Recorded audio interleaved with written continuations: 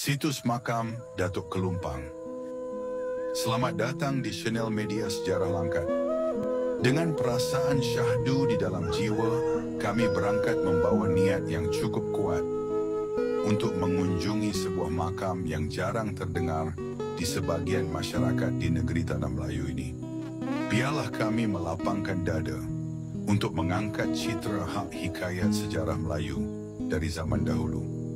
Sebagai pusaka kebanggaan, kita lahir di tanah yang amat bertuah sekali.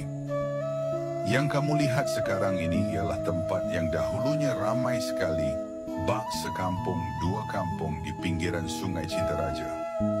Tempat indah bersusun rumah-rumah panggung khas Melayu berjejer di pinggiran sungai ini. Kapal-kapal dari berbagai daerah bersandar di tepian sungai yang begitu panjang sampai ke hulu. Begitu ramainya tempat ini, tentu ada sebagian orang-orang yang berlebih tua badannya, menjadi pembesar Melayu yang hidup bercukup harta dan jasa, sampai-sampai namanya tetap terlukis di benak hati manusia, dan harum namanya sampai sekarang jua. Walau sedikit bukan berarti tak ada. Nama beliau terkisah turun-temurun, baik segelintir namun terdengar hingga kini. Ialah satu dari sebagian yang lain pembesar Melayu. Nama beliau tak begitu banyak yang tahu, namun gelarnya sebagai Datuk Kelumpang adalah bentuk eksistensi nyata sebagai pengingat. Beliau pernah hidup di zaman keemasan masa Kesultanan Langkat. Datuk Kelumpang bersemayam di samping Sungai Mati sekarang ini, berada jauh sekali dari kehidupan orang-orang bermukim, tempat yang tak begitu pernah terlihat. Karena akses jalan untuk datang kemari bukanlah rute yang mudah. Sekarang ini makam beliau berada di sebuah perkebunan sawit, tepatnya di Kecamatan Secanggang, Kabupaten Langkat.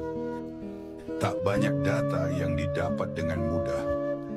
Namun ketika kami memahami tempat ini lebih lanjut, dari posisi makam, wilayah geografis makam, dan berbagai sisi yang kami pertimbangkan dengan halus, sedikit kesimpulan bahwa kami dapat menduga beliau hidup pada zaman Raja Muda Ahmad. Sebab secara wilayah, nama Cintaraja ini sudah ada sejak zaman Raja Indra Bungsu sebagai ayah Raja Muda Ahmad. Dan wilayah ini berkembang pesat saat Raja Muda Ahmad berkuasa.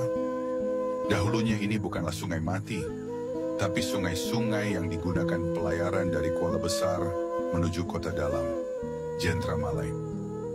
Dan sebagian kecil kisah-kisah ini dapatlah dijadikan referensi yang baik untuk meningkatkan kecintaan kita terhadap bangsa Melayu yang telah ada sejak zaman dahulu. Siapa menyangka tempat yang dahulunya amat ramai sekali, kini menjadi sepi dan sunyi. Tiada siapapun yang lalu lalang kecuali beberapa kenangan dari masa keemasan. Apabila saudara para pendengar ada yang lebih paham akan kisah ini, saya persilahkan untuk membagikan wawasannya kepada kami. Sedikit pesan hidup yang dapat diresapi dari tempat ini. Semasa dalam kerinduan alam, tanah bertuah kini menjadi diam. Sejak dahulu budi badan dipanggil tuan. Sayang masa kini cucu seakan matanya terpejam. Saya media Sejarah Langkat mengucapkan terima kasih.